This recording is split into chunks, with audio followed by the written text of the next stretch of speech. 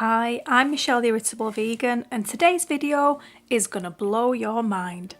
Not only am I here to show you that pizza on the low FODMAP diet is possible, I've got 4 delicious ways for you to serve it up so you can enjoy it time and time again. We've got smoky chickpea salsa, creamy mushroom Alfredo, pineapple and tofu Hawaiian, and Herby pecan pesto. Each of the toppings has been calculated to be FODMAP safe and enough to make one average 9-inch pizza. I hope you enjoy it. I'll be using the Monash approved Schar gluten-free pizza base. In the UK and Germany, these are low FODMAP in servings of one complete 150 gram base. Unfortunately, not all Schar products are equally low FODMAP in all countries, so you will need to double check the app or direct with the company. I'm not sure what creates these discrepancies, so I've included the ingredients list here and in the description box below for you to make your own comparisons. I've been using these pizza bases since very early on in my low FODMAP journey, and I have to say I'd never guessed they were gluten-free. For a pre-made base, I think they're surprisingly good. The only thing you do need to be aware of is that one base contains the limit of a low FODMAP portion of fructans. So if you plan on eating the full pizza, then you need to plan your toppings accordingly. I work on the ratio of no more than 1.5 portions of each FODMAP in one sitting. The thing I especially love about these bases is that although they come in a pack of 2, each base is individually wrapped. This means that you don't need to freeze the second base or force yourself to eat pizza 2 nights in a row before the base goes bad. This works really well for anyone that wants to try out the bases but are unsure if their symptoms might be triggered. I also really appreciate the fact that these pizza bases come with their own pre-formed crust. This creates a lip around the edge that neatly holds all of the sauce in place on the base. This is perfect if, like me, you're inclined to go overboard with the toppings. Let's get into our first recipe, the smoky chickpea salsa. Into a blender, add 60 grams or half of a common vine tomato, 40 grams or half of a grilled red bell pepper, 1 teaspoon of fresh chilli, half a teaspoon of garlic infused oil, half a teaspoon of balsamic vinegar, 1/4 teaspoon of smoked paprika, 1/4 teaspoon of cumin, salt and pepper. Blend the sauce until thick and smooth, then pour over 42 grams of canned, rinsed and drained chickpeas and marinade, preferably overnight. Spoon the smoky, spicy chickpea sauce over the pizza base. Sprinkle over 15 grams of spring onion greens, sliced green olives, the remaining 40 grams or half the red bell pepper cut into strips, the remaining 60 grams or half a tomato diced finely into small chunks. Bake at 210 degrees Celsius for 10 to 12 minutes until the base is cooked and crisp. Next up is creamy mushroom and spinach Alfredo. Into a blender, add 150 grams of firm pressed tofu, 1/4 to half a cup of almond milk depending on your blender. I use half a cup. 2 tablespoons of nutritional yeast, 1 teaspoon of Dijon mustard and 1/16 of a teaspoon of black salt. Blend everything until a thick creamy sauce is formed. You may need to add a splash more milk depending on your blender. Taste and adjust. I added a pinch of salt and a squeeze of lemon juice. Into a non-stick pan, add 1 teaspoon of garlic infused oil and 75 grams of canned drained mushrooms. Reserve a small handful to scatter on top. Fry the mushrooms on medium heat for 5 minutes, then add 50 grams of thawed frozen spinach. Alternatively, use 75 grams of fresh spinach if you prefer. Stir fry for 1 minute before pouring over the Alfredo sauce. Reduce the heat to low and stir everything together really well. Add half a teaspoon of Italian mixed herbs and simmer for 2 to 3 minutes until the sauce is heated through. Spread the creamy Alfredo sauce across the pizza base. As previously mentioned, these recipes are enough to fill one full 9-inch pizza base. Obviously, for novelty value and the purpose of this video, I chose to use all the toppings on one single base. This means when you use these recipes on your own pizza, the topping will be much more spread out and not as thick or loaded as you can see here. Press the reserved mushrooms into the Alfredo sauce, keeping the overall portion of mushrooms to 75 grams or less. I needed to do a quick clean-up job here as my pizza base had been sitting whilst I prepared the rest of the toppings. You won't need to do this when you're topping and cooking your pizza straight away. Next up is green and herby pecan pesto.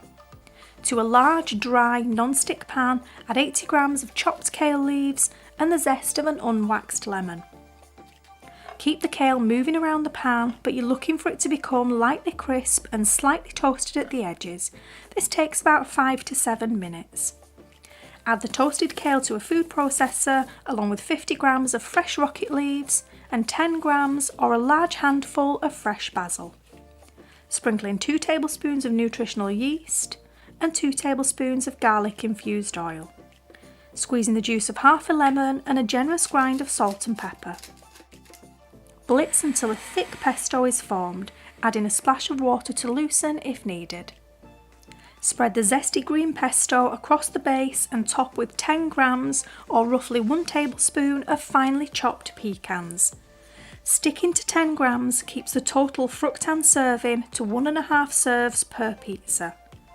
Lightly sprinkle over 1 tablespoon of nutritional yeast for an extra cheesy flavour. And last but not least, the pineapple Hawaiian, complete with crispy tofu ham-style crumbles.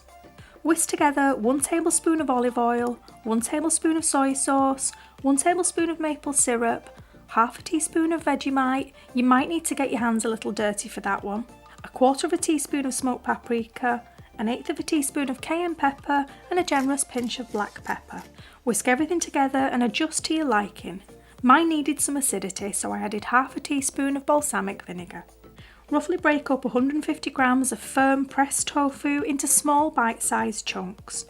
Don't worry if it crumbles too much, it just means that you'll get a variety of texture, with the larger chunks being chewier and the small crumbs being crisper. For an even meatier texture, I prefer to freeze, thaw, then press my tofu to make these meaty style crumbles.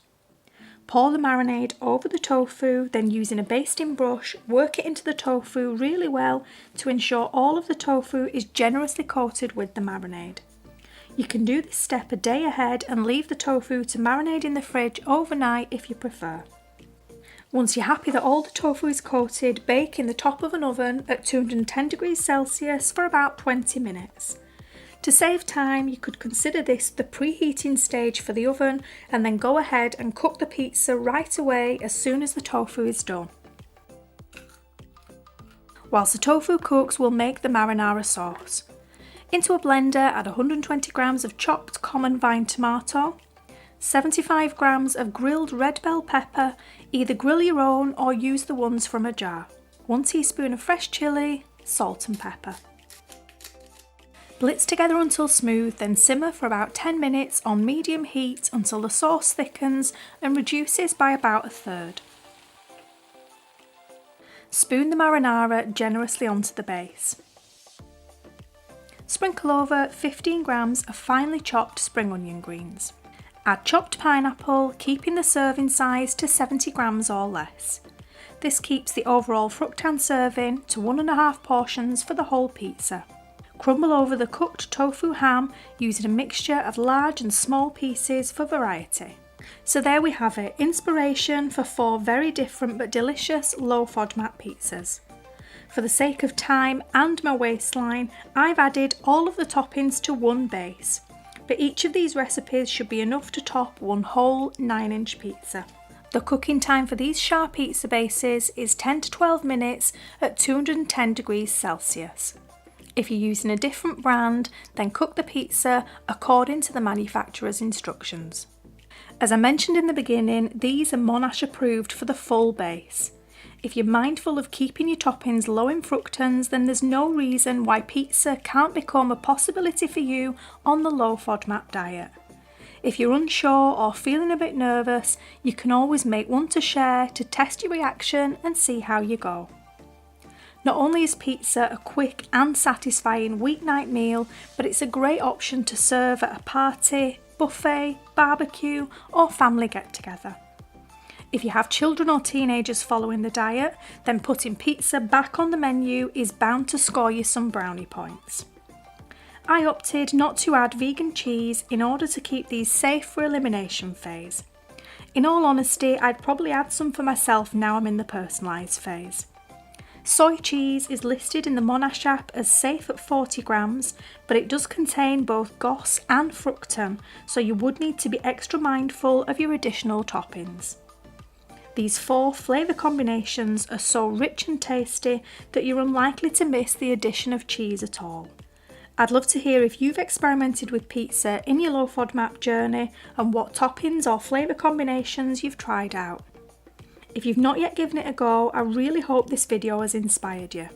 Incidentally, all of these toppings are equally delicious stirred through FODMAP safe pasta.